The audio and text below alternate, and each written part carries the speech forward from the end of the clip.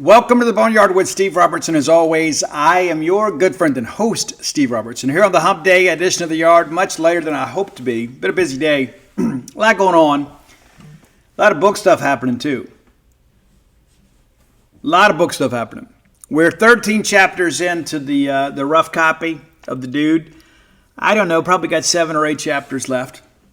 So we're rolling, man. We're getting this thing done. The goal was to be done roughing this thing out by the end of May. I think there's a good chance I'll be done somewhere around the 1st of May.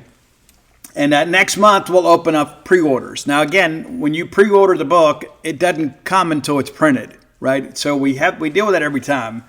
Like it'll say pre-order, allow 4 to 6 or whatever, 8 to 12, whatever. And then I'll start getting emails like the next week. I don't control any of that. But I'm just letting you know, because many of you have had a great level of interest in this. And I'll tell you where we are in our development right now. In our project, we have now reached the end of Dudy Noble's first tenure as your athletic director. Major Raf Sassy is about to be hired. It is 1935. That's where we are. Now, it's not a year-by-year accounting, though we do go over every year, some years in greater detail than others. Like we won a conference championship. Well, that deserves some of our time, right? But a couple stories that I think you're going to find of interest in the remaining chapters. We're going to talk about the coaching search that led to the hiring of one Alan McKean. Some wild stuff about all that stuff. And then shortly after Spike Nelson got fired, you may recall Spike Nelson, short-lived coach here at Mississippi State, was supposed to be the Donner's pick, to be our savior after we ran Alan McKean off on a rail, which was a huge mistake. We essentially fired our Bear Bryant. Thank you to all you meddling Donners back then that thought you knew better. But nevertheless, that spirit still exists.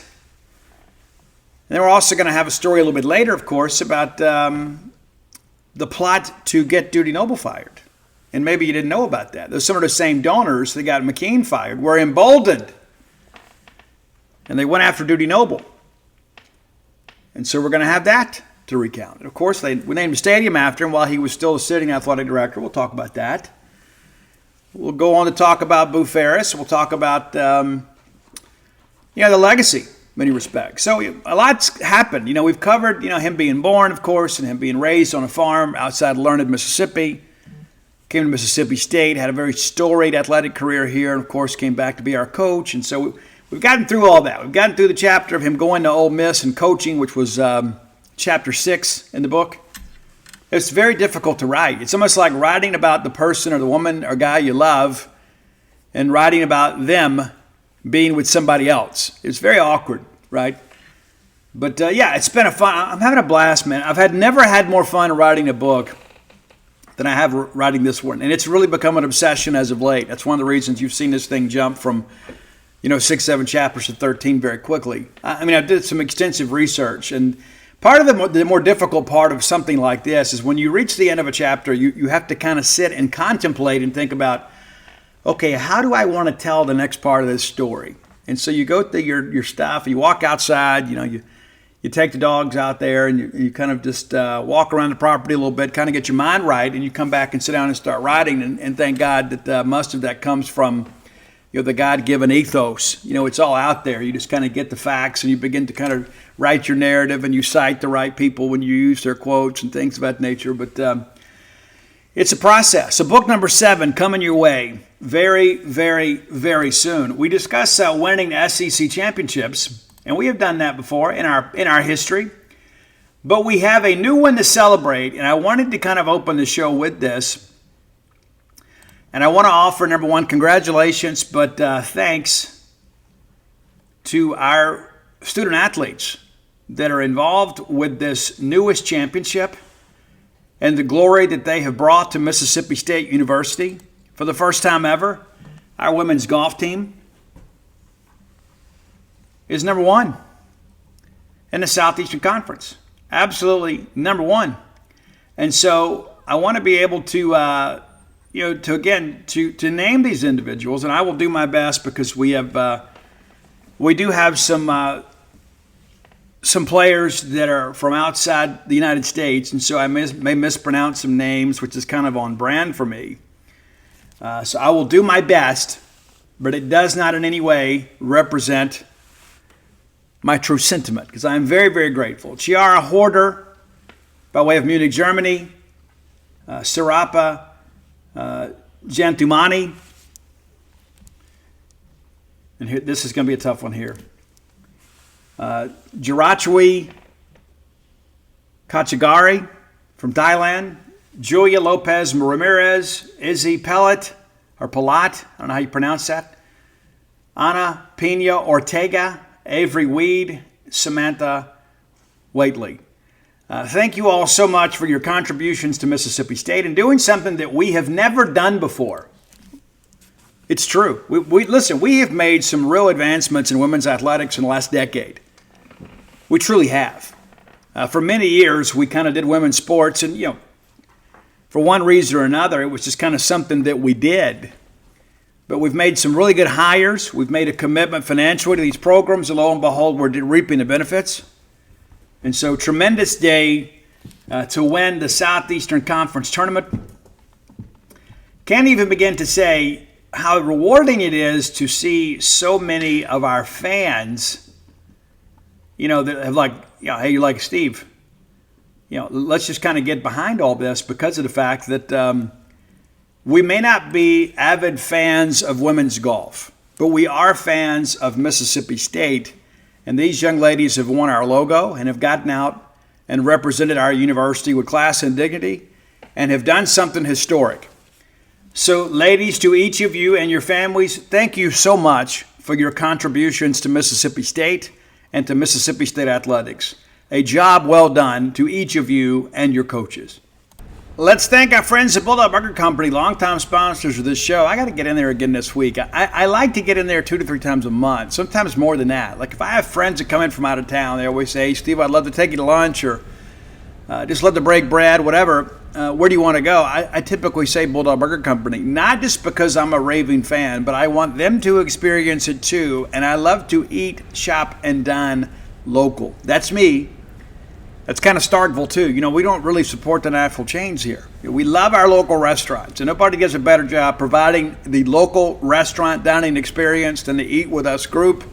And, of course, Bulldog Burger Company, part of that proud organization.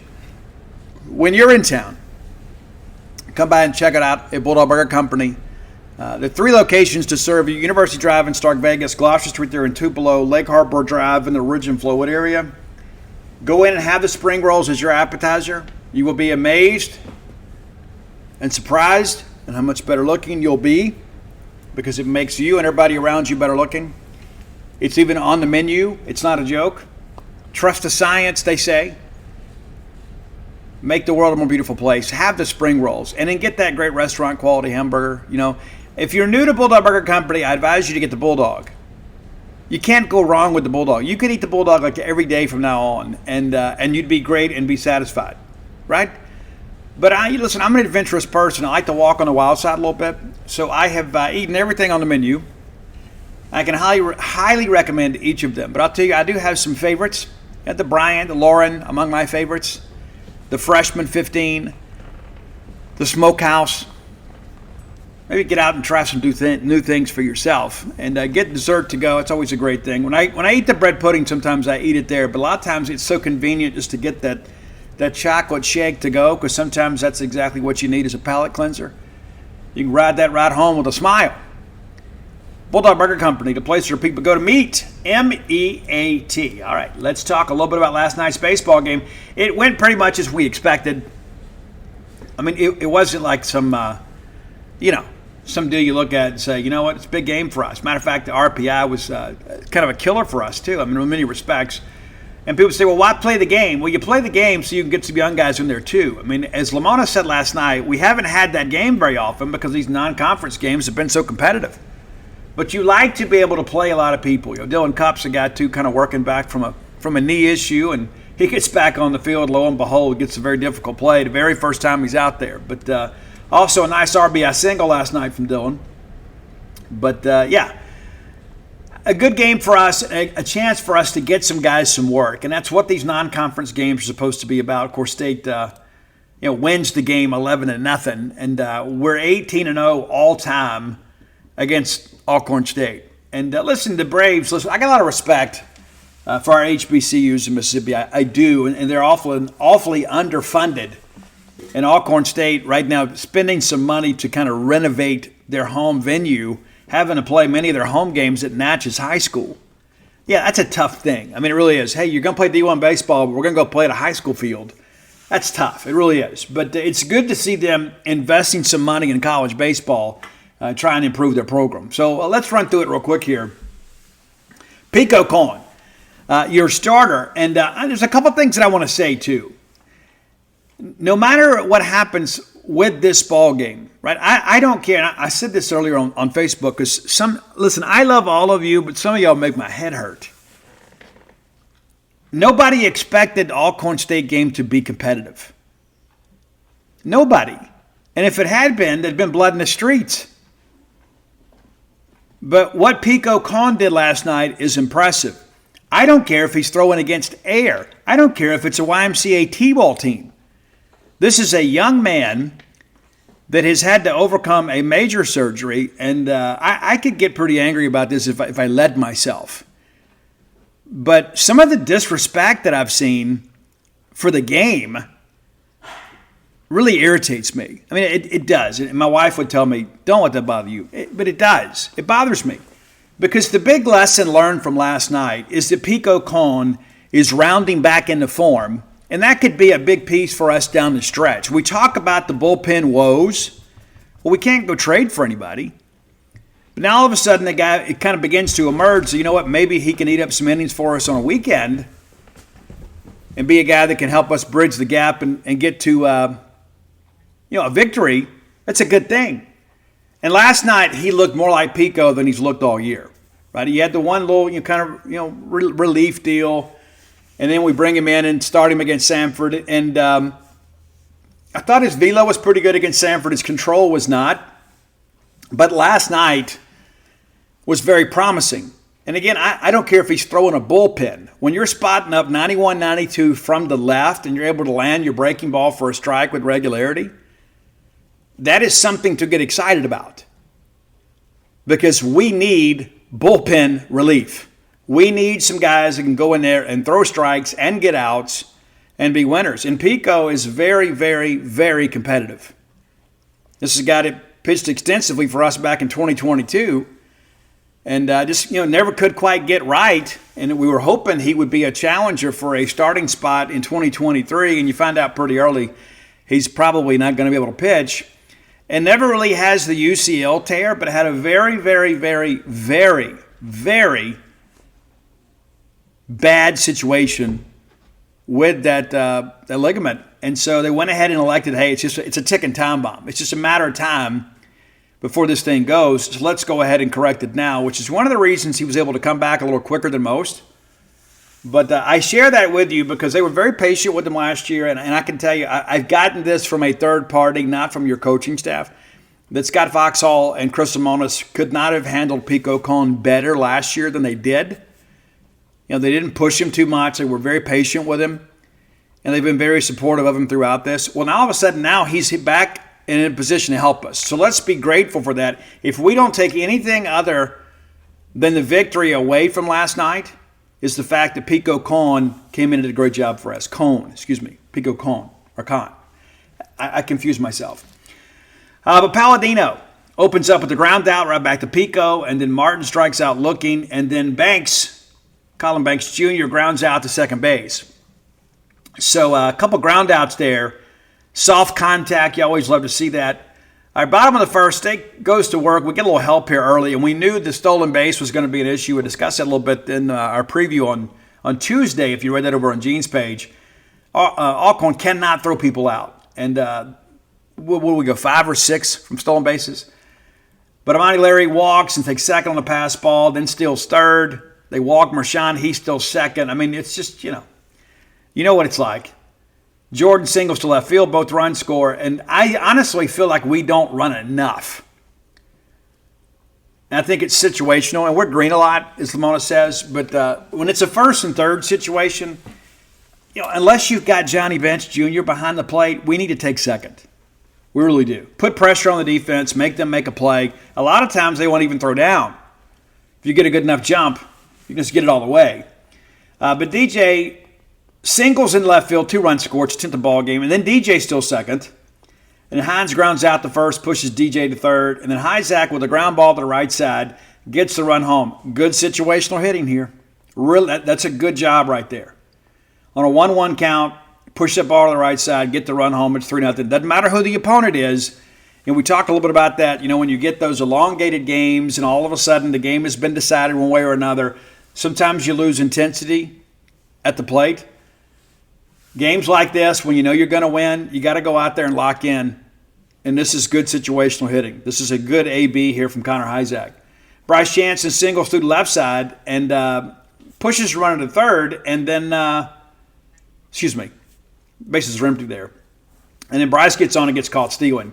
That was a bit of a surprise, too. I didn't get a chance to see the jump there, but it kind of surprised me he got thrown out. But, we're taking bags here, right? We're taking bags, 3 stolen bases in the inning, and 3-run score. It's incredible how that works. You get yourself in a scoring position, and all of a sudden you don't even need the benefit of a base hit to get you home in some situations. All right, top of second, Pico right back out here. Really good job. Strikeout swinging. Gomez and grounds out to the shortstop, and Caston strikes out swinging. And if you look at these counts, all advantage counts. That's another thing you look at, the nuance of the game here, right? You even go back to the beginning, right? So we're 6 hitters deep into this, and he has thrown a first pitch strike to everybody. And that's what you want to do is attack hitters. The most important pitch in baseball, strike one. All right, bottom of the second, State goes 1-2-3. Kohler strikes out looking. That was not a good AB, and we got to get him going. Powell pops up to second, and then Pulliam grounds out to third. So nothing doing for State there in the second. Top of third, Pico back out for his final inning of work here. And it's a strikeout swinging, and again, we're getting ahead, 0-1. Lopez strikes out looking, and again, getting ahead. Burrell hits a double inside the bag at third, but he was in an 0-2 count. Maybe we catch a little bit too much at the plate there. And then Palladino grounds out the second. So 9 hitters, 10 at-bats. So we face 10 hitters in 3 innings, and 9 of the 10 see a first pitch strike. And lo and behold, we retired 9 of the 10 with 5 strikeouts and no walks. If that does not encourage you, I don't know what does. That's something, again, we're going to continue to monitor his progress. Begin, you think about it, it's almost like signing a free agent. Bottom of third, Amani strikes out swinging, then Mershawn walks, and then DJ triples to center field. And that was going to be an extra base hit no matter what happened in center field. He slips down there, but that ball's over the head. It is. And so it's an RBI triple. Mershawn scores on the play. Then Hines is hit by the pitch. So now all of a sudden you got runners on the corners. And here, this again, a great situation here.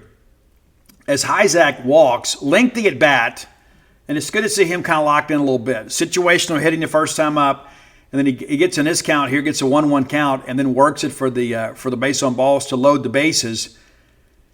And what do you know? We get the fly ball to right, and DJ scores. So good situational hitting, and then I don't know what Hunter was thinking, but he decides to take a bag there, and they get him out. So it ends up being a double play. Bit of a base running blunder there, but State tacks on 2 more in the inning. Top of 4, Carson Ligon comes in to get some work in place of Pico. Jackson McKenzie comes in for Hunter Hines. Martin walks. That's the last thing you want to do as a relief pitcher is come out there and walk the leadoff guy. And the very first pitch, he bats a ball too. But you do get into a 1-2 advantage count and then walk him. You can't get out there and nibble. You got to finish hitters. Banks strikes out looking, and in the middle of this at bat, we actually pick the runner off. After the K there, we pick him off. It's like he thought it was ball 4. It was almost like the Hyzak thing, right? When Hyzak came down the line at third. Similar to that. He just starts trotting off there. We pick him off. And then Crowell lines out to center field. So you do get the 1 walk, but you get out of that by facing the minimum. Bottom of 4, they pull Michael Lorenz and bring in Garcia here. He walks Kohler, and then Kohler, pretty crazy situation here, ends up going. They try to pick him off, and he goes all the way around to third. So now all of a sudden, the leadoff guy's already on third with nobody out. Got to get this run home here, and what do you know? Situational hitting again. You want to get the base hit, but at the very minimum, you want to do a job. We do. We get an RBI sac fly, make it 6-0. Pulliam then walks, and Larry doubles to center. It's good to see him kind of swinging the bat a little bit better last couple ball games. Even though he hadn't had a lot to show it, he had that double at Ole Miss, but he's hit some balls hard. We doubled left center here, pushes Pulliam to third, and then it's a wild pitch. Everybody moves up. It's a 7-0 ball game. Rashawn then walks. DJ strikes out swinging. Not a great at bat there. Rashawn steals second, and then Jackson McKenzie walks.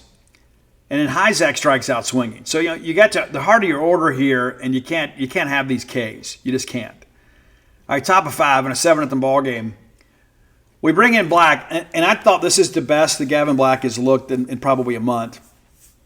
Really looked good. Really looked good. Pounding the strike zone. Throws a heavy fastball. He just has to kind of keep it down. Gomez strikes out swinging. Caston reaches on a throwing error here, and this is when Dylan Cup's in the ball game. It's just kind of part of it. Don't get down on the kid. He's still working back from that knee. Lucky then strikes out swinging, and Lopez flies out to right field. But yeah, a good effort here by Black for sure. And he's the guy that's going to have to help us. They bring in Brazil here, who is a weekend guy. And I just think, maybe this is a left-hander, but I'm thinking, are they just trying to give this kid the opportunity to kind of work on some things and a chance to pitch at Mississippi State? Well, he comes in, he walks the first 2 hitters, Chance and Kohler. And then Powell flies out to left. We move the runner up, so even though it's an out, it's a productive out. And then Ethan Pulliam, former soccer teammate of my youngest son, Ian Robertson, Synergetics for life. We went undefeated that year, won a championship. Ethan Pulliam, ridiculous soccer player too. Singles to the left side, RBI base hit, his first as a Bulldog. Larry then reaches on the fielder's choice there. They force Ethan at second. And then Larry's still second. They throw the ball away. Kohler scores on the error. It's a 9-0 ball game. And then Dylan Cup comes up and really mashes the ball here on a 3-1 count, back up the middle to chase Larry home to make it 10-0. Nolan Stevens pinch hits and hits a single to left. It's we just kind of keep rolling here. But it's good to see some of these guys get some quality at bats. Jackson McKenzie works for a walk here. Michael O'Brien comes in, works it for a bases-loaded walk. That forces a run home to make it 11-0 to cap our scoring. Aaron Downs comes in and hits and reaches on the fielder's choice here. But they just step on the bag. Really thought that third baseman from Alcorn State, he's a beefier guy. I mean, I don't know how well he moves laterally, but I thought he played pretty well. We had some rockets at that kid, and he fielded them. All right, top of 6. Liberally substituting here. Stevens goes to right, O'Brien is center, down to left, so we completely change out the outfield, and then Nate Chester goes in at third for Logan Kohler. And then Colby Holcomb comes in. And, yes, I understand it's Alcorn State, but I thought Colby looked really good here. He gets Burrell swinging. Palladino kind of gets an excuse me swing single on an 0-2 count. Just kind of the ball meeting the bat there. Martin strikes out swinging, and then Banks strikes out swinging. Colby got to 97 on the gun yesterday. At bottom of 6, they change pitchers again. Chester singles back up the box. And then Joe Powell grounds into the double play. And then Pulliam singles to the left side. His second hit is a Bulldog. And I'm sitting here thinking, maybe the kid should be our right-handed DH, right? He takes second on a wild pitch and then Spalletta grounds out to second base. Top of 7, the final half inning to play here. Bring in Logan Forsythe. And I thought he looked good too. That's a kid with a lot of talent. We got to get him going. Crowell strikes out swinging, lengthy at bat there. And then Gomez singles to left. I'll be honest with you, I didn't like the pitch selection in this at bat. I understand it's an 11-0 ball game. I get that. But you could tell that this kid was starting to kind of time up the fastball. Like he barely fouled one back. Then he fouls one in over the Bulldog dugout. Then he fouls another one into the net just outside of third base. And what does he do? He takes a fastball out to left field. When you start seeing it happen, you got to make an adjustment. You do. And I don't know if that's on Parker. And listen, I get it's 11-0 ball game, but you got to maintain some level of intensity here. And if you're Logan Forsythe, I mean, we don't need to have these lengthy at-bats. You got to find a way to finish hitters. Not trying to pick apart the performance by any stretch, but I really thought, hey, this is a guy here. Let's, if he's shown that he can time up the fastball, let's drop the breaker on him and see how he handles that.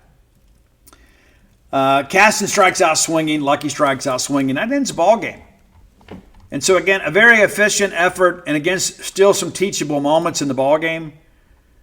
But, you look, a lot of people got to swing it yesterday. Bulldogs had 9 hits in the ball game, and some of that, too, is a byproduct of the fact they were walking us a lot. But your hitting stars, Dakota Jordan and Ethan Pulliam, with 2 hits apiece. Pulliam 2 for 3 on the day with a run scored and an RBI. Pretty impressive for the young guy there. I mean, to get in there and to get his first Bulldog start and to perform the way that he did. Dakota Jordan, 2 for 3, 2 runs scored, 3 RBI. He certainly your MVP of the game. But, again, I don't want to just absolutely glaze over this pitching effort either. We allowed just 3 hits, and one of those, of course, that excused me swing single off Colby Holcomb. Carson Ligon goes 1 inning, 1 strikeout, 1 walk. Gavin Black, two punch-outs, no walks for him. Colby Holcomb, 3 punch-outs, and then that little single. And then Forsythe, 3 punch-outs, 2 strikes out the side. So Bulldogs 14 strikeouts in the ball game, and just the 3 hits there. And there was never a challenge offensively, nor did we expect one against a team that's 2-27. And all due respect to Alcorn, we probably could have pulled 9 kids out of the stands and in 24 at-bats managed to put a few balls in play. But really nice effort from the Bulldogs. And, again, we had to take care of business. We do. And now we get ready for Auburn. We're going to preview the Auburn series on the Friday show. We will take a few moments to kind of review the scores of last night. Kind of a wild night in the SEC, too. Some big numbers put up and some surprising results, too. But Air Force heads down to College Station, Texas. Our friends from Air Force, of course, they had a tough night. Tough ball game. 10-run ruled by the Aggies, who are absolutely rolling right now. Currently ranked number 1 in the country. How about that? They're better than I expect them to be. They have found some production in the bottom half of that order. It's tough, and of course, with 2 big left-handers going on the weekend, they're tough. That's a midweek win. They're 15-5 against an Air Force team now that's 15-20 overall and 8-6 in their league. I remember people telling me at the beginning of the year they thought they'd be a tournament team. I remember that. Bellarmine, who is now 6-30, they go into Knoxville. That game actually goes to full 9 innings. I guess the 10-run rule was not in effect because Tennessee wins that game 20-5. 20-5, and scored just 3 runs in the 8th and 9th inning. Maybe Bellarmine just needed to get some work, but that thing goes to full 9 and gets a pretty gaudy score there. But, 7 runs there in the second to kind of put that game away early. Or so you thought, and then Bellarmine bounces back with 4 in the third. So it's a 7-4 ball game midway through the third, but of course Tennessee does take care of business there. Jacksonville, who beat Florida in the midweek earlier this year, they get 10-run rolled last night, 12-1 by the Gators, who are now 19-17. And again, that series loss still haunts us. It does. And I think we're going to look back and say, you know what, that was significant. And, of course, Caglione with the big jack last night, they said it went over 500 feet. But 12-1 winners are the Gators, who are now 7-8 in the SEC. We've already covered the Alcorn State, Mississippi State game. Vanderbilt, who had a very tough weekend, bounces back 15-4 winners over Lipscomb. And Lipscomb in their league has been very competitive. A lot of people thought that they would win the Atlantic Sun this year. They're 7-8 in conference play, but 11-24 overall. Vanderbilt wins 15-4, pound out 12 hits in the ball game. Probably feel good about getting the bats going, but they're 8-7 in the league. We're 7-8, so we're right there with them. That series with them in Nashville looms large. That's one we got to go up there and at least get one. And I think we could win that series if we swing the bats. But if we swing them like we did on Sunday, we're not going to beat Peabody College. But I digress. Kentucky gets down early in this ball game to Louisville, 2-1. And what a wild game it ended up becoming. They score 9 runs over the next 2 innings in Louisville, Kentucky, to take a 10-2 lead. Louisville comes back with 3 to make it a 10-5 ball game, and then in the fourth, it's a 10-7 game. You're thinking this thing's going to go down to the wire, and Kentucky's like, no, we've got this. Number 3, Kentucky now. They put up 5 runs in the top of the 5th and began to just kind of pull away from there, even though they had to get some outs late as Louisville puts up 3 in the 8th. But it's a 17-13 ball game, 33 hits in this ball game. That's a tough night, man. That's a long night for everybody involved. UAB goes into Tuscaloosa. Our friends from UAB, and they take care of Alabama 5-2. It's 2 runs in the first, and Alabama counters, and then it's just 0-0-0. And then in the fifth, UAB puts 2 more across, and then scores 1 in the eighth. Alabama does not score after the first inning. Maybe they were feeling their oats a little bit after winning the series against Arkansas, and think, hey, we should be ranked. Come on. You got to look at the full body of work, guys. You can't just look at a weekend. But nevertheless, they're 18th in the country. I kind of challenge the validity of that. But so that they legitimized that ranking by dropping that game 5-2. The Ole Miss Arkansas State game was canceled. And then South Carolina, 4-3 winners over the Citadel. A much tougher game, I think, than most people anticipated. And Carolina's 8-7 in the league, too, 26-11 overall. The Citadel is 0-9 in their own league. And they hosted this game in Charleston and nearly found a way to pull it off. Pretty crazy, right? I mean, you look up, it's a 3-2 game in the seventh, and then South Carolina gets a run. Citadel answers. It's a one-run game headed to the eighth, and the Gamecocks are able to hang on there. Auburn, all over Georgia Tech in that first inning. They jump on them. Auburn, of course, very difficult weekend. Now 2-13. But this Georgia Tech team, some people expected them to be good. They're kind of middle of the road right now, 7-8 in the ACC. Auburn, really frustrating, but offensively they have a chance to be good, even though with 2 wins in the league. They put up 8 in the opening inning. And then Georgia Tech rallies back to make it an 8-7 game in the fourth. Nobody scores in the fifth, and then Auburn cashes in here, gets 3 more runs, a little more room to breathe, and ultimately win the game 12-8. But a lot of runs scored in this ball game, and again, it's just amazing to me that Auburn doesn't have better pitching. It really, really is. LSU and New Orleans, that was a game for a while too. UNO jumps on LSU and Alex Box, 2 runs in the first. It's a 2-1 ball game headed to the third, and the Privateers score again, make it a 3-1 game. And then they get a big triple there in the fourth, LSU does, to score a run and pull to within 1. And from there, it was all Tigers. They win 6-3. This LSU team, obviously not as good. And I would venture to say probably a little more talented than what we saw from Ole Miss last year at Mississippi State in 2022. But that pitching staff is not good, despite what everybody's portal rankings told you. And here's the thing I want to say about this, and I know I have some LSU friends that listen to this show from time to time when I talk college baseball. Listen, UCLA historically has had one of the best pitching staffs in the country, right? I mean, I think, is that a fair assessment? I mean, with their recruiting footprint, if there are guys in California that typically elect to go to college and play out in California, they typically go to UCLA and pitch. They're USC, but typically it's UCLA. Occasionally a guy go to Oregon State. But if UCLA doesn't want a pitcher, I don't want him either. You understand what I'm saying? And so back-to-back years, LSU goes and gets a pitcher off the UCLA Bruin scrap heap of college baseball. And they're like, hey, they got Thatcher Hurd. And then everybody's like, well, yeah, he had better numbers, but his back was hurt. Well, then he has a terrible year. He finds a little something in Omaha, and they don't win the national championship without him. The benefit of that big ballpark gives a lot of pitchers confidence.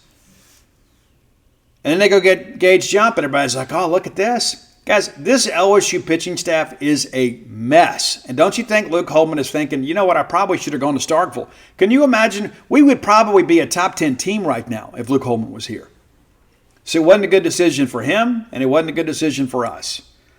And looking like LSU spent a bunch of money that they're not going to reap the benefits from, because outside of Luke Holman, they don't really have any weekend pitching. It's a tough deal, man. Missouri State.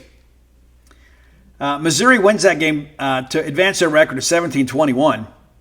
Missouri comes out, gets 4 runs early, makes it a 5-0 game in the fourth.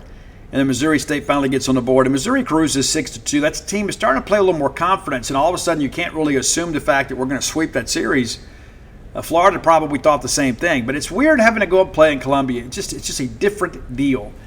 And then in the nightcap, it was on ESPN2. They'll play. That was game 1 of a 2-game series between Arkansas and Texas Tech. And Texas Tech is just kind of in the middle of the pack in the Big 12 this year. They go into Fayetteville and win that ball game 9-8. And they had to hang on there because Arkansas with 1 in the 8th, 1 in the 9th, time to run at the plate, and Texas Tech closes it out. So 9-8 winners against number 2 Arkansas. So and to update that game, by the time you listen to this show, the game is probably final, but Texas Tech is leading that game again today. How about that? Wouldn't that be something if the Red Raiders go into Fayetteville and take 2? And yes, it's midweek pitching, I get that, but it's not midweek hitting, right? The same players hit on the weekends, hit in midweek.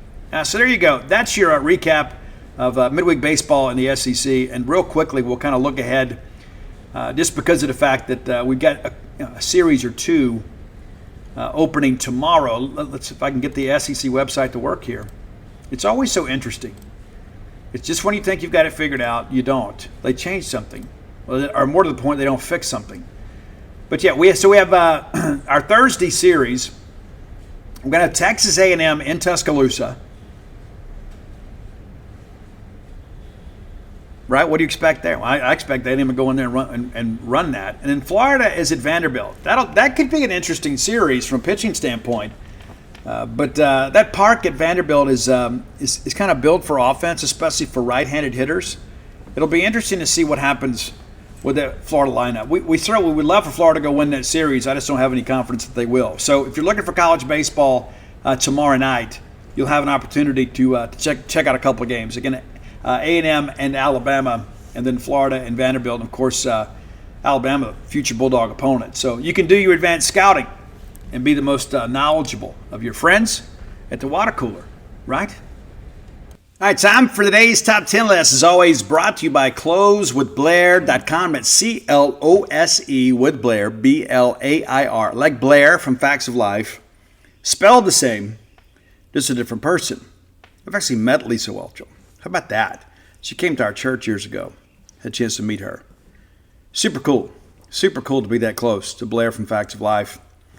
And you never knew, right? But this Blair will tell you the facts about mortgages. Give him a call or text today at 601-500-2344. 601-500-2344. Maybe you're just starting out in life and you have a lot of questions. It can be an intimidating process. It's good to stick with the winners. You stick with somebody like Blair Chandler, right? You stick with him because 23 years of experience in the industry, he has seen it all and done it all. Maybe you are an atypical borrower. Maybe you got a non-conforming property.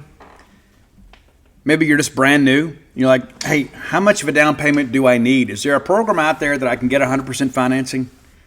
And perhaps there is. Maybe you qualify for that. And getting qualified is the best part of this process. Get pre-qualified so you're not wasting your time or your real estate agent's time. And my real estate agent listeners are saying, yes, Steve, yes. You want to get them motivated? You give them that pre-qualification letter. They'll get you a house picked out. Oh yeah, they'll get you going.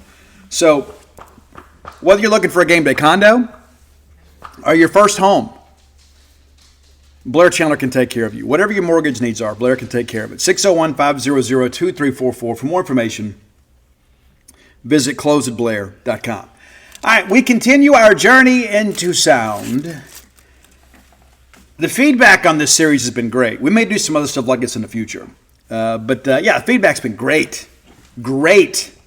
And thank you guys so much for your opinions, because I can't disagree, right? It's one thing, like if I'm sitting here talking about Motley Crue, we might come to blows, right? But something like this, as difficult as it is to put these lists together, and sometimes I pick a band because I want to talk about that band. But, it's been great. The 70s were great, and it's interesting, too, to get the feedback from different generations on these lists, because at times there's some overlap. That's the thing about, like, rock music. There's a lot of rock music out there that, generations share a love and appreciation for. So today, our fifth of 6 installments into the journey into sound, it's the 2000s. I guess we could extend it and do, like, the 2020 so far. But it'd be tough to get, change the format. So we'll see.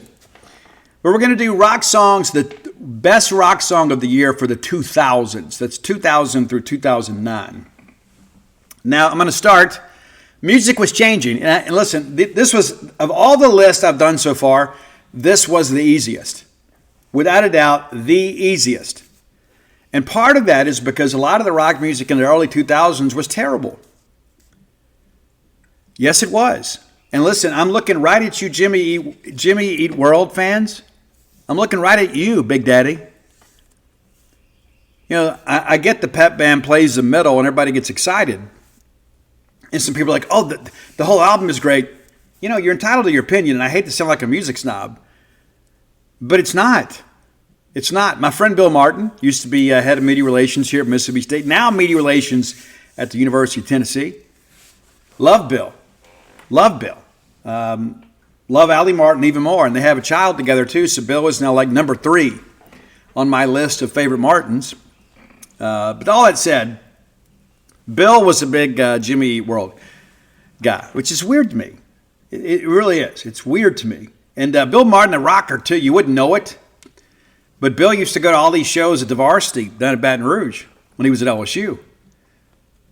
Absolutely, he's seen it all. And sometimes I'll hear a cool song and I'll send it to him. And when Bill was here at Mississippi State, I would send him a song. He goes, you know, we ought to use that as a promo, like for football. You know, back before they got serious about enforcing copyright law on Twitter. But yeah, I love Bill Martin. I do. I absolutely love Bill Martin. And with all that time I spent in Knoxville when Dana was travel nursing, you know, I had a chance to kind of interact with him a good bit. But Bill is our guy, man. Love Bill. And so anytime I see Jimmy Eat World, I think of Bill Martin and him trying to tell me how great that album was. But anyway, I digress. So let's start with 2000. When this song hit the airwaves, it changed a lot. It was really the gateway track for many people into this band that has really in many respects become iconic 25 years later.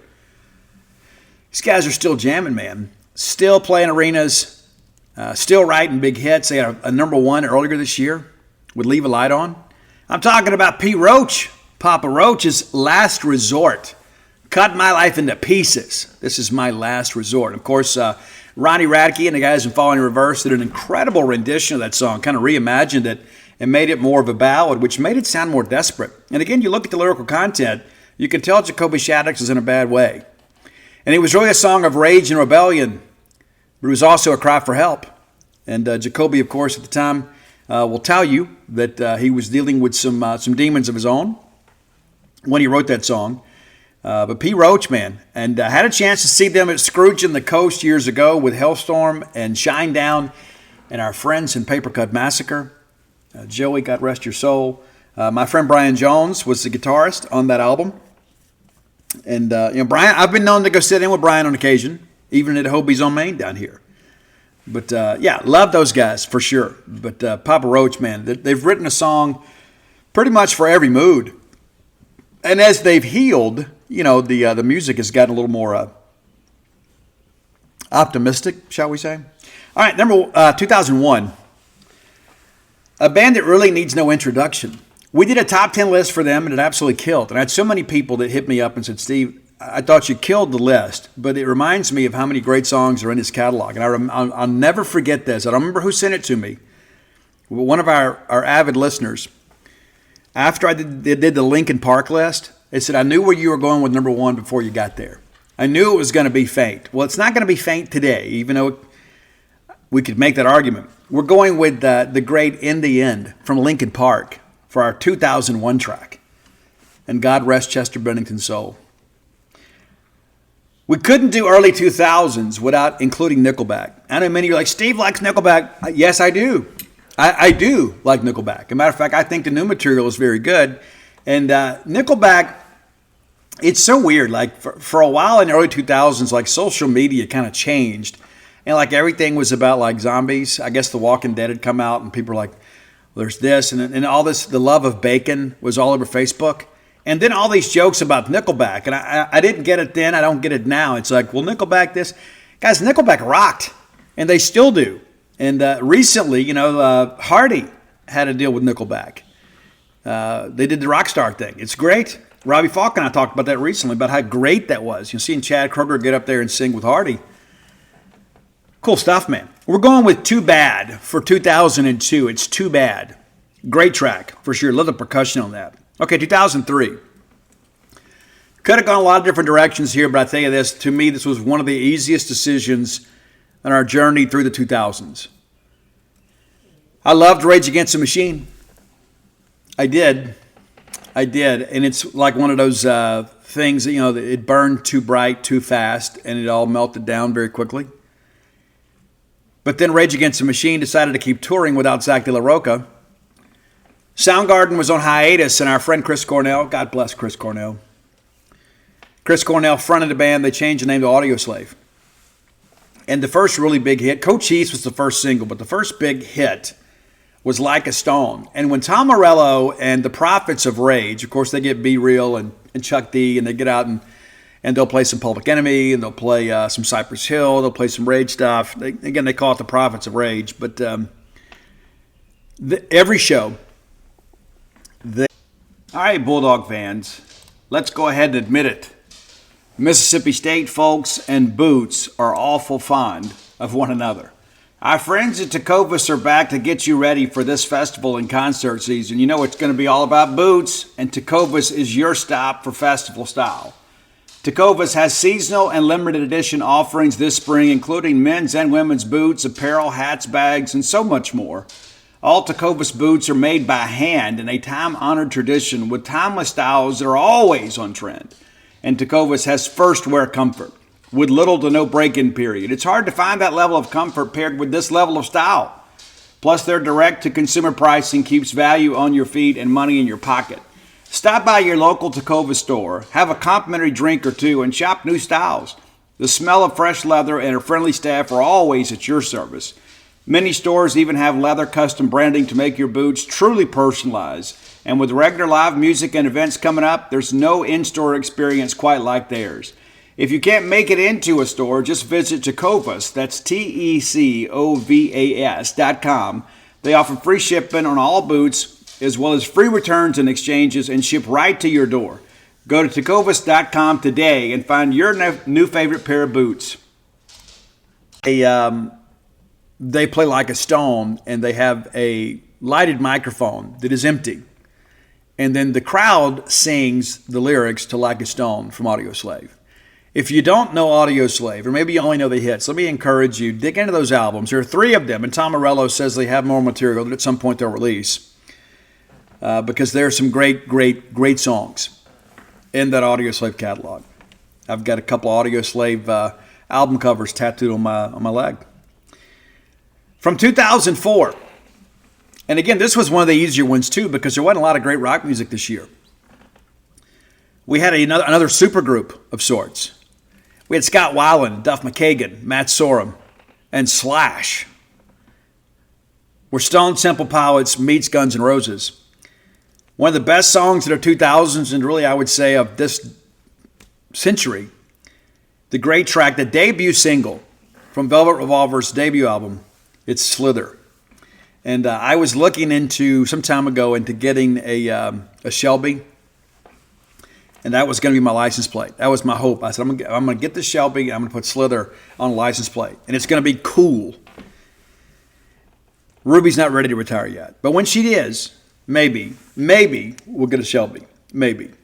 All right, 2005. And at some point we get to this band. I absolutely love this band. My oldest daughter, Audrey, went with me to see them in Memphis at the FedEx Forum. And Dave Grohl had the broken leg, and he was on the throne. Many of you were there. You didn't know I was there, but I was.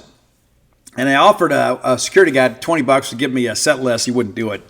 He didn't take my $20 either, so thankfully that didn't happen. But one of my favorite songs of all time.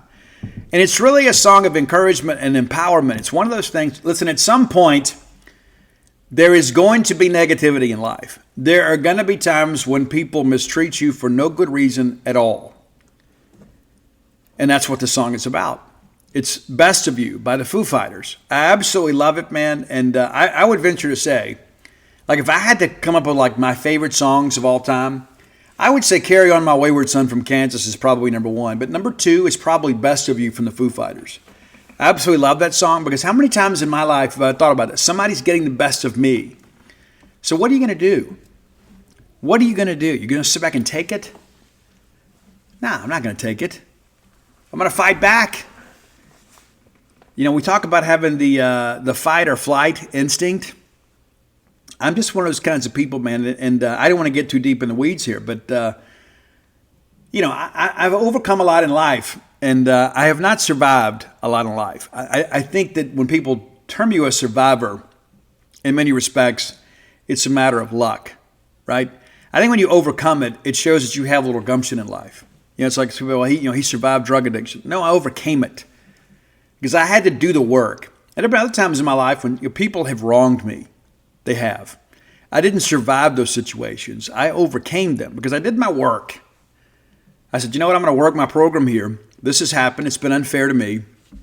I can't change it. And one of the most difficult things to do in life is to turn the other cheek. It's very, very difficult to do. I struggle with that. You know, I'm in my 50s now. And I struggle even to this day. You know, when I was 19, it was different. You know, it's like, you know, you want to square up, let's go. We're not going to fight in our 50s, as far as you know.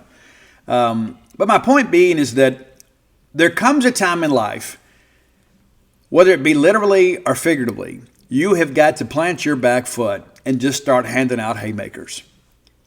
That's true. It's the only way you get respect. The world doesn't respect the coward. That's important to understand. And nobody fears the coward. Well, I remember being a young man, and my dad asked me this. I've never forgotten this. I don't know where he got it from.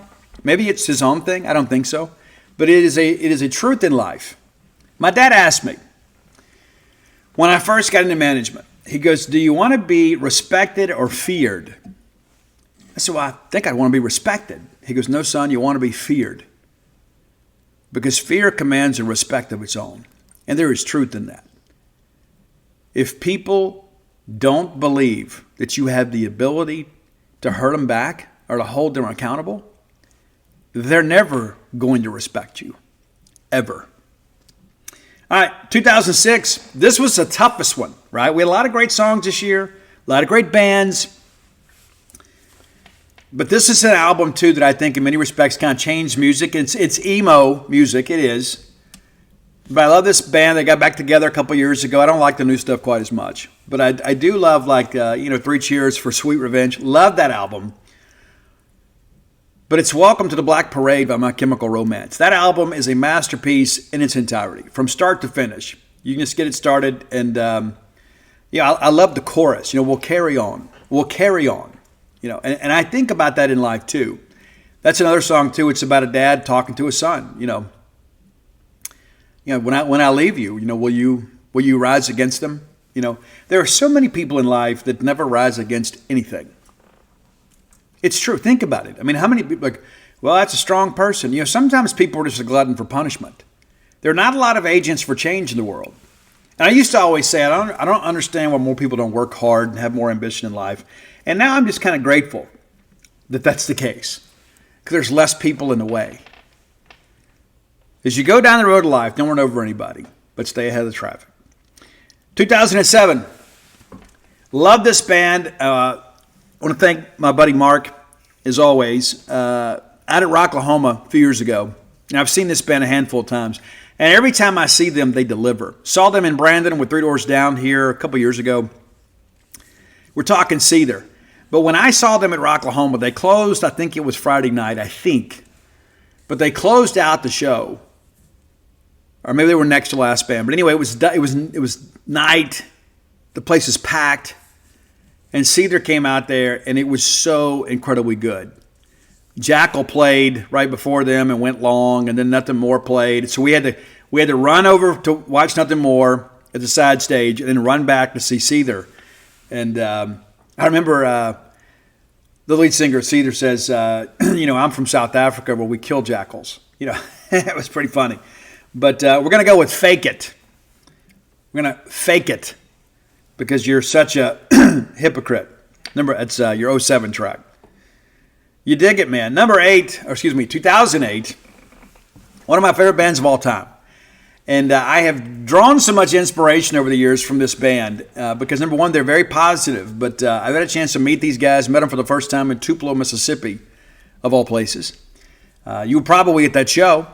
Save and Abel opened, and then we got about an hour of Shinedown. And I'm trying to think who else is with them. And then we had Buck Cherry. But it was a phenomenal show. Oh, Avenged Sevenfold. How can I forget? We met the ref. Incredible. Met him Shadows. It was nuts. But Shinedown, one of my favorite bands of all time. And I remember the very first time I heard this song, I said, that's going to be a hit. So I was in love with the Shinedown catalog from the beginning.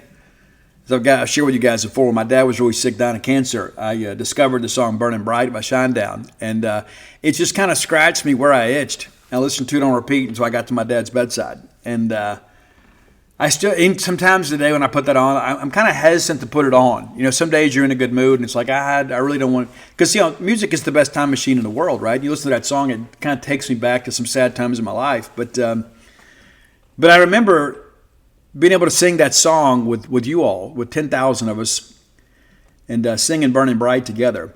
But when The Sound of Madness came out, of course, the lead single was Devour. But when I went out and bought the album the first day it was out, and many of you have the Shinedown. I have both versions of this because I'm a bit of a nerd when it comes to music. So the original, like the limited edition Shinedown Sound of Madness album, actually had a black cover, and the birds were white. And then the album cover that you know is white with the black birds. And I actually have a tattoo that is kind of inspired by that album cover.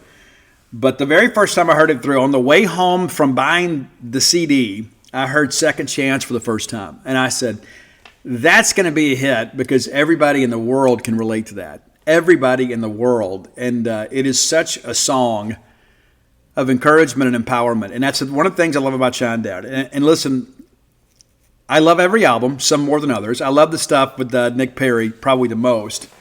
Jason Todd, two incredible guitar players. And it's just been Zach Myers the last few albums. But the song Second Chance, a friend of mine made a joke about that. He was a guy that had been in some unhealthy relationships, and he said that he was going to counseling for codependency. And he goes, you know, that song is that's the codependent theme song. I was like, what do you mean? He goes, you know, sometimes goodbye is a second chance. You know, I was like, well, I guess so, you know. But the reality of it is like there's so much of that song that I think speaks to people because of the fact sometimes you have to let people go. You have to kind of move on. And I've dealt with some of that in my personal life in the last few years. You know, people that you think would always be there and think that you could always turn to, and people that would always have your back, and you find out that they don't. And you say, you know what, this relationship is, this friendship or whatever is more detrimental to me and my mental health and my feelings of myself and my life than the benefits are. You know, and so there's a lot of psychic vampires out there, you know, just trying to suck the life out of you, and you got to be careful of that. And so I think that's one of the things about this, like the lyrics about, you know, tell my mother, my father that I've done the best I can to make them realize this is my life. And so there are so many people out there, and I got people that I deal with all the time, you know, in recovery or whatever. And, you know, I've had some people share some pretty heavy stuff with me, you know, I really have. And I don't say that to, in any way, you know, try to suggest that maybe perhaps that that's one of those things that you look at and say, well, you know, Steve's just putting on airs here. That's not the case. But there are a lot of people out there that are really hurting. And one of the reasons that they're hurting, much of that pain is kind of self-inflicted. It's like, this is who I am. This is what I want to do. But I'm not going to do it because it's inconvenient for everybody else. I don't want to inconvenience everybody else. I don't want to be, you know, the source of their accountability. It's really what it boils down to. And we kind of package that up and call it unhappiness. And I've had some counsel with somebody, you know, it's like the person they love the most hurt them the most. Emotionally, spiritually, and physically. And this person basically chose to stay in the relationship because it was what they felt was the path of least resistance. And I share that with you because maybe you're dealing with something today. And it goes back and kind of works exactly with this song. Sometimes goodbye is a second chance. Saying goodbye to those people may be the best day of your life. It may be the most empowering moment in your life. And really quickly, I've shared this with you guys, I think, before. But during Family Week, when I was in Pine Grove, way back in 1992, feels like forever and a day ago, right? There was this guy kind of taking my inventory anyway. And I just spoke up and I said, I respect you, but I don't like you. And my counselor said, and you know what, Steve, you don't have to. You don't have to. And all of a sudden, it was like a new world opened up to me. It's like what I felt mattered. We get to talking about feelings today, and there's so many people that think that they should be immune from ever having their feelings hurt. I don't know how many feelings that I have left, but there are people that attempt to hurt my feelings on a regular basis. They're just incapable of doing so. And it's because of the fact that I know exactly who I am, and I'm living the life that I choose, rather than the life that somebody else has laid out for me. And there's so many people out there. And I know that I'm preaching now, but I'm not going to pass around offering play. Make your donation to the Bulldog Initiative. But I share that with you because I think it's important to understand that there are so many people out there that are hurting today, and it's incredible to think that you would live your whole life, your entire life, for somebody else, right? And so nowadays it's like when we get our feelings hurt. And sometimes we wear our feelings on our sleeve because it validates us as people. It makes us feel like we matter. Well, this person said something that's so hurtful, and my feelings are hurt. Well, you know what? Life sucks. Get a helmet. It's as simple as that, to quote Dennis Leary. People are going to upset you. That is a part of the human condition. But to stay in a situation, or to stay in a relationship, or a friendship, or a professional relationship, that is making you feel unfulfilled may be the most sad existence I can possibly imagine. I've heard before in the rooms that the most expensive thing in life is to live a life of regret. That is something that I just simply find unbelievable. All right, closing out our decade, 2009, another band that kind of tells it like it is, and had a bunch of hits too. I've seen these guys half a dozen times. And every time I do, I walk away saying, man, these guys are great. It's Breaking Benjamin. And I know that the homie Fred, you guys know Fred. Fred is the concierge at the Clown Hotel. So he's checking in Clown Boys, left and right. Man, Fred's great. I've had a chance to go see those guys a few times. And you never know. You never know when I might jump up on stage with Fred and those guys. You never know. I introduced them when they played at Martin's last time, but you never know when Fred and I may just decide, you know what, let's go do this together. I dig Storage 24, and when you get a chance to get out and go see those guys play, you certainly should. But Fred is a great Bulldog, and in their first video, he wore a Mississippi State jersey, and appreciate him. And listen, support live music whenever you can. But Fred is a huge Breaking Benjamin fan. Huge Breaking Benjamin fan. And Fred, if you're listening, and there's a good chance that you are, I think what we should do is let's do a rocked out version of a band that didn't make our list today, but had some hits. Let's do a rocked out version of Everything's In from Bush. I'll sing vocals, and you can we'll create a rap, and we'll do a rap part. We'll rock it out, and we'll release it as a single. And we'll set the world on fire with that. But, Breaking Benjamin, man, every time I see those guys, it's a phenomenal experience. And, again, we're going to go with a song of empowerment. It's I Will Not Bow. I Will Not Break. I absolutely love that song. Sometimes when I'm feeling down a little bit, I put on Shine Down or Breaking Benjamin. And maybe some 3 Days Grace. It didn't make our list. And I want to give a shout-out to both of them and the Red Hot Chili Peppers, who were both very hot in the 2000s. This didn't quite make our list, but Breaking Benjamin, one of those bands that you can find a song that absolutely fits your mood. And absolutely love those guys. Glad they're back and making good music. Benjamin left for a while dealing with some social anxiety issues. And while he was away, a couple of band members basically went behind his back and signed a contract to release the greatest hits album that they all profited from. And as soon as he got healthy again, he fired everybody involved in all that and started turning out new music. And that next album debuted at number 1. So that's your 2000s rock list today. Again, my song of the year from each year of the 2000s. And we'll come back on Friday. We'll do 2010s. And you never know. You never know who could show up in the 2010s. You just never know what direction we're going to go. But I tell you, this list, I've had so many people that have said, Steve, I've absolutely loved these lists. I've downloaded them from Spotify, and I've enjoyed them as I've traveled or I've worked. So again, thanks as always for your support of the top 10 list. And I would encourage you to, as always, if you don't already do it, follow Roy Samante on Twitter. He's not going to tweet out pictures of his food or anything like that. But that way our list will be easily accessible to you. And if you're a Spotify listener, you can find Roy on Twitter and on Spotify at Dogmatic67. That's DAWGMATIC 67. And just subscribe. And then those lists will show up for you. And listen, we'll keep you abreast of new music and some old favorites right here on the top 10 list. But thanks as always for your support. And I'm not going to apologize for that. I got a little long-winded there a couple times, but maybe perhaps somebody out there that you don't know needed to hear that today. But we are the champions of our own life.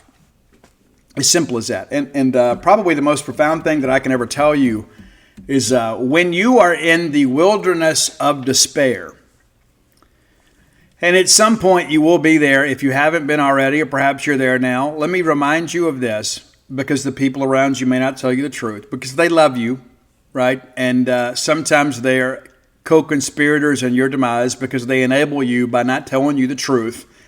Let me tell you 100% unadulterated truth right now. There is no search party being assembled to come rescue you. Get up, walk yourself out. All right, next segment of the show brought to you by Campus Bookmart, a Starkvillian institution. I love Campus Bookmart, and you will too if you don't already. Chances are somebody you know has probably bought you something from Campus Bookmart, because when you're looking for Mississippi State merchandise, the best place to shop is Campus Bookmart. Neatly positioned on the backside of campus. Just turn at the Trooper Station off 182, follow it on around. Right before you get to campus, there's Campus Bookmart right there to the left. Great place to shop. Whether you're looking for something for the office, the house, the fan cave, your wardrobe, your pet, they're going to have it for you. Best selection of Mississippi State merchandise in the known universe. It's true. Until they put a Mississippi State merchandising shop on Mars, this is going to be your one-stop shop for sure, right?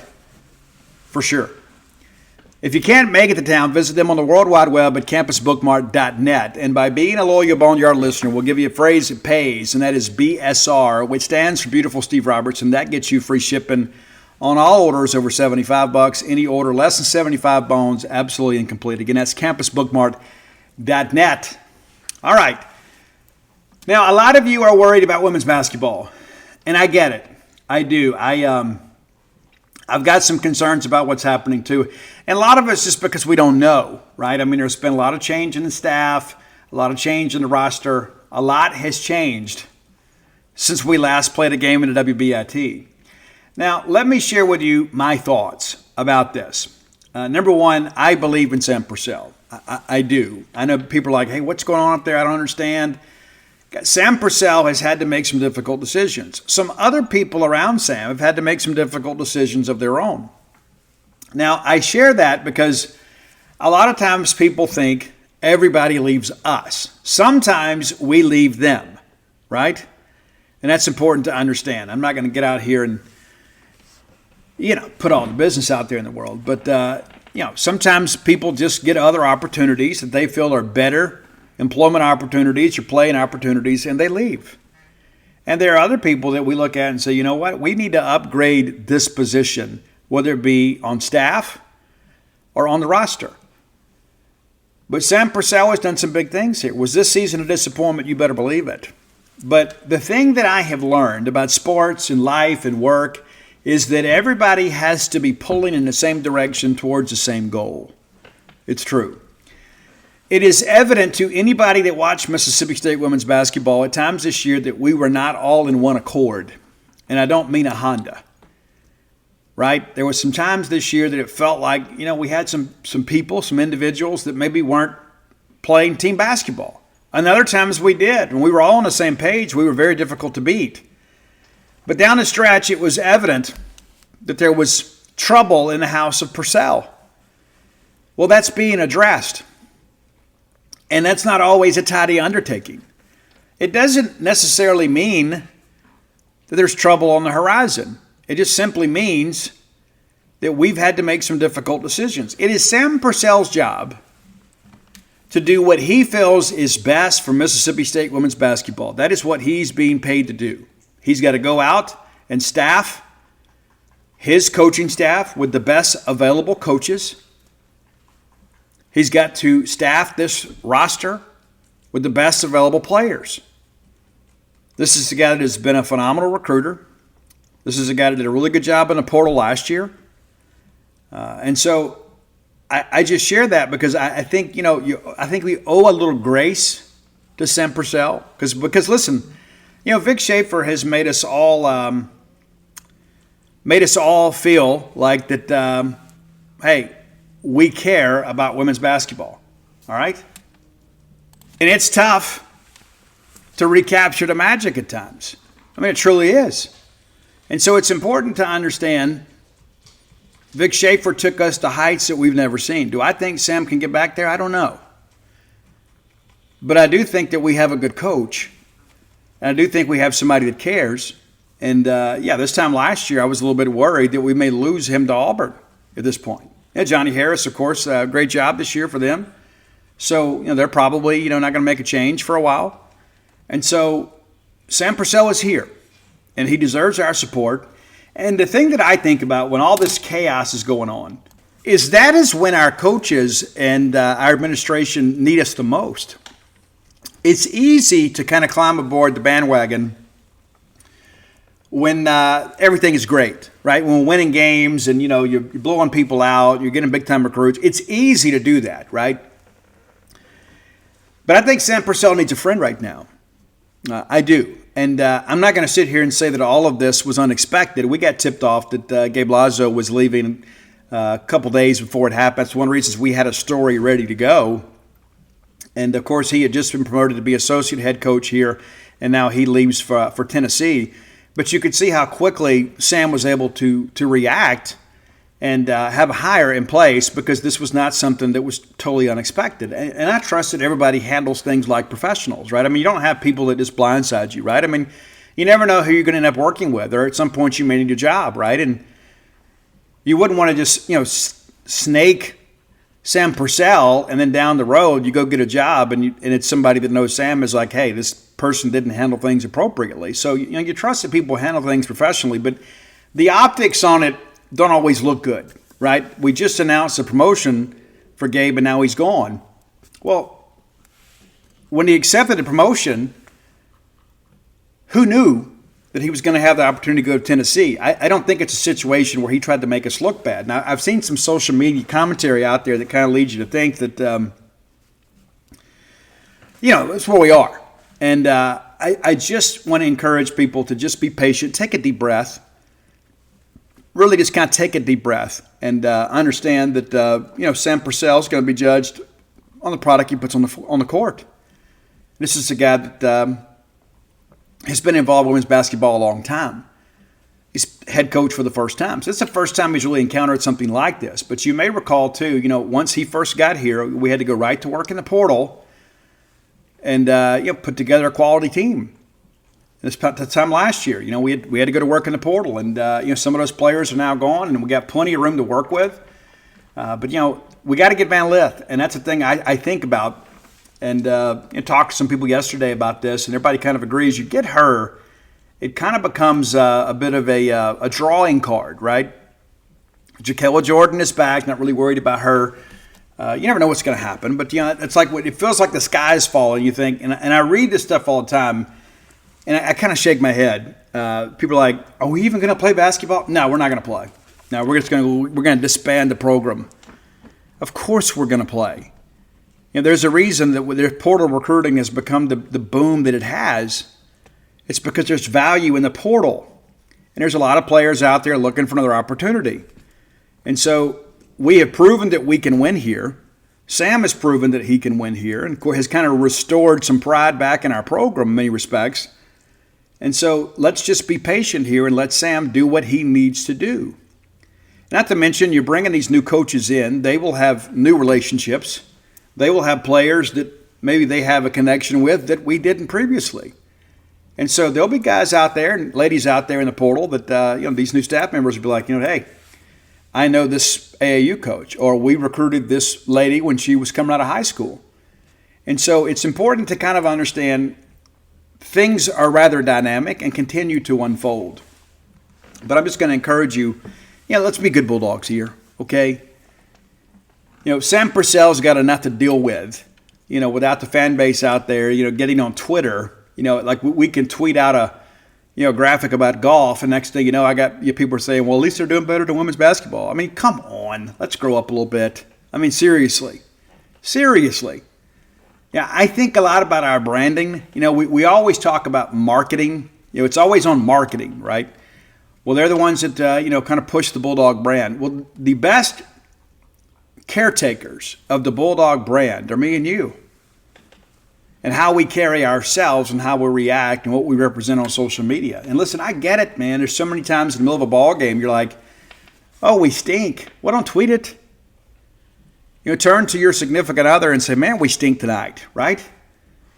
And I'm the kind of person to listen. I'm a free speech person, but I think you got to consider, perhaps the perception or damage you do, when you jump into that situation. I mean, it's like, today, and I hate to single this person out. I'm not going to mention her name, but I wrote a story on Pico Con. And rather than, it's not a Pulitzer Prize winning piece, don't get me wrong. But rather than say, this guy can help us down the stretch, it's like, but it was Alcorn. Really? Really? This is a young man that had his career flash before his eyes and lost all of last year. And he's now finally rounding into good health right when we need him the most. And rather than us be happy, we want to come out and say, well, it was just Alcorn.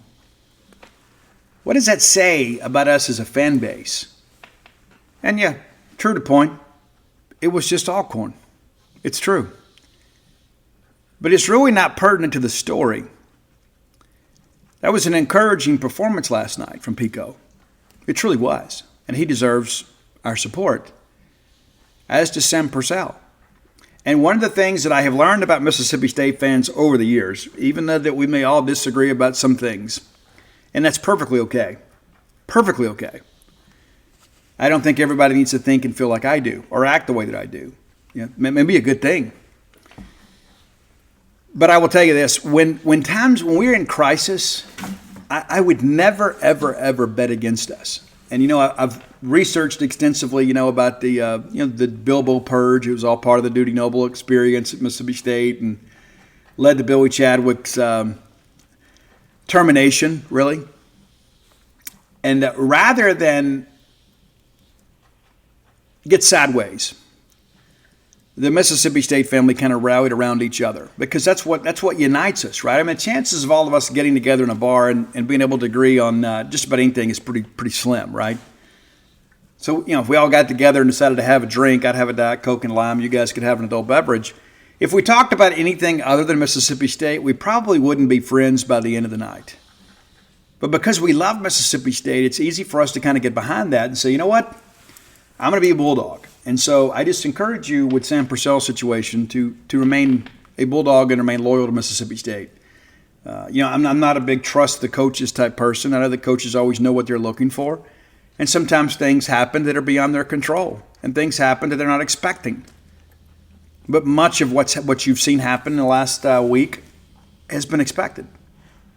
All right, last segment of the show brought to you by the Stark Vegas Clubhouse.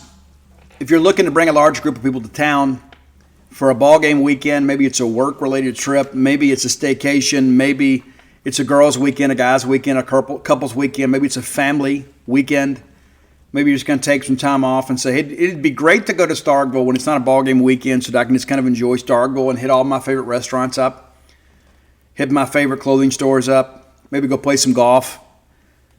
And so I'm going to take some vacation time and we're just going to go rent the Stark Vegas Clubhouse and everybody's going to come hang. I'm giving you some ideas here how to spend your free time. Rather than just sit around the house and watch Netflix, why don't you come to Starkville, spend some time, spend some money, have a good time, bring everybody here, and rather than go out and waste your money getting 5 hotel rooms, have everybody stay under one roof, right? So that way you're not having to track everybody down. Hey, where's Bill? Oh, I don't know. He went to the room. Where is he now? I don't know.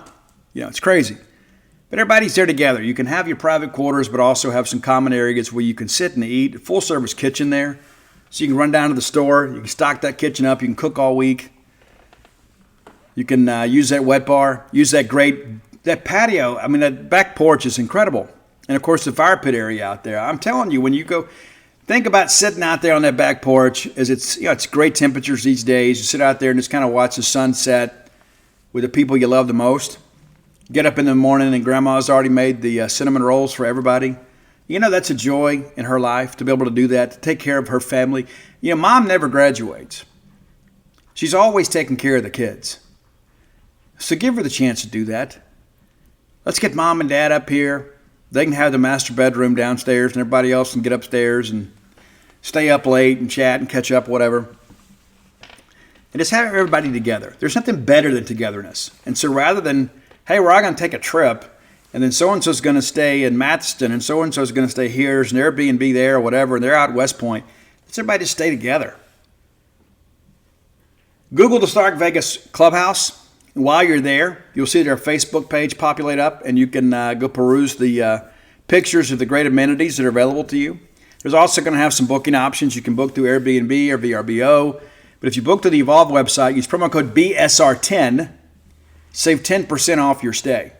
Now, if you book through the other networks, you may be great, but I can save you some money by going through the Evolve website. You're going to stay at the same place. You might as well save a few coins while you're at it. Again, that's promo code BSR10 to the Evolve website, Stark Vegas Clubhouse. All right, you may have heard there is some NCAA transfer news out there. A lot of people are kind of confused. What does it all mean? I'm going to do my best to explain it to you. It's not official yet, but we expect it to be later in the week when the D1 Council votes on it. But basically, unlimited transfers is coming. And I don't like it. I don't. Especially when you couple it with NIL, because basically it's going to even lead to even more widespread poaching. It's true. And I read the comments out there, and people are like, I'm about done with college sports. And, I think to myself, we deal with this in pro sports all the time. People leave and don't renew contracts or whatever. People get traded. I never thought we'd see that in college sports, but kind of here we are, right? So now, basically, if you're in good academic standing, you can transfer. It used to be a one-time transfer exception, which I thought was good enough. But now they've opened it up. You can basically transfer every year. You don't have to be a grad transfer in order to earn immediate eligibility if you've exhausted your one-time transfer. And a lot of this is just getting ahead of litigation. There's already some cases out there that are pending, and we all know how that's going to go. So hey, it's a free market society, and people should be able to kind of go because, like, if you as a student, like if you wanted to spend a year at Southern Miss and then transfer to Mississippi State, and then you change your major or whatever, and then you transfer to University of California, El Segundo, you can do that. And kind of the argument against it is that hey, if you're a student athlete, you don't have the same freedom of movement as regular students do. And there's some truth in that. It's true. Now, regular students, by and large, are paying for their education, and many of our student athletes are not. And so that was always kind of the rub. It's like if we're paying the freight here, then they should remain with us. But a lot of people said, you know what, the old system is antiquated, and that's kind of where you are. But, I'm not sure how it's going to impact college athletics. I can't sit here and say it's necessarily a good thing for college athletics. It's maybe a great thing for the student athlete. And I've always been one to advocate for the student athlete, but I really believe what is happening now is that we are overcorrecting. It's like the old expression, you give people an inch, then they think they're a ruler. That's kind of what we are with this. It's like, okay, we want NIL compensation. Okay, let's do that. All right, we want immediate eligibility. Should we transfer? Okay, let's do that. All right, well, that's not enough. Well, now we want to be able to transfer every year and cash in NIL dollars every single year and put ourselves out on the open market and basically as a meat market and see what I can get. And so that's really the concern for me is that, and I'll tell you this, I had lunch today, a late lunch, and visited with a couple of young men. They're not young; they're much older than me. But one of them's a big Steelers fan, and I walk up and he goes, "Hey, Steve." I say, "Hey, I love the hat. I'm a Steelers fan too." So we sat there and visited. I polished off some barbecue chicken, and we talk a little bit about how things have changed, as far as loyalty goes, and not just with players, but with coaches. And it appears at this point the only people that are loyal to institutions are the fans themselves. And so we're having to kind of navigate through this thing too, and we have no say or control in it, other than the fact that we give some money to the Bulldog Initiative, right, to kind of aid in their efforts, and I'm always going to encourage you to do that. But it's so interesting when I look back in hindsight. It's like, look how much has changed in 5 years. It's so interesting. Some people say, well, what was legal 5 years ago, what was illegal back then is legal now. There's still some things that have to happen, obviously. But I think it's important to understand, while we may not embrace or support the change is happening nonetheless. And so we really have no choice but to accept it, because you and I are not decision makers. I mean, we may be opinion makers, but we're not decision makers, and that's important to understand. And so my loyalty is always going to be to Mississippi State, and it is evident at this point that, basically free agency is now here in college athletics. And every time that something happens, some people say, draw a line in the sand, okay, well, this is as far as we're going to go. What's next? What could happen next? I don't know, but I still think, well, eventually we're going to have a collective bargaining agreement. I think that student athletes will unionize, and they'll be compensated as part of the TV package, because I think we're going to look back 5 years from now and say, can you believe we all used to give money to a collective to get players? I think that's something that will eventually go away. I think that's probably a good thing too, to be quite honest with you. And it is interesting that many coaches around the country that basically had a good system in place to deliver dark money to athletes and things of that nature, that have decided, this isn't fair, because now it's a level playing field in many respects where you can legally give money to players. But does it change how I feel about certain things? Yeah, you better believe it. You do. And it's so interesting to me too, when I think about the people that are getting the most are the ones that never stop wanting. You know what I'm saying? Do you hear about controversy in softball when it comes to transfers and NIL? No, you don't. Do you hear about it in baseball or golf? No. It's the full scholarship sports. And you said, but Steve, that's because that's where most of the demand is. And I get that too. But it's interesting, when we first started talking about NIL compensation, one of the things that I said is, we need to clean up scholarship and equity first. Don't think that there's not an enterprising young lawyer or two out there that hadn't considered that.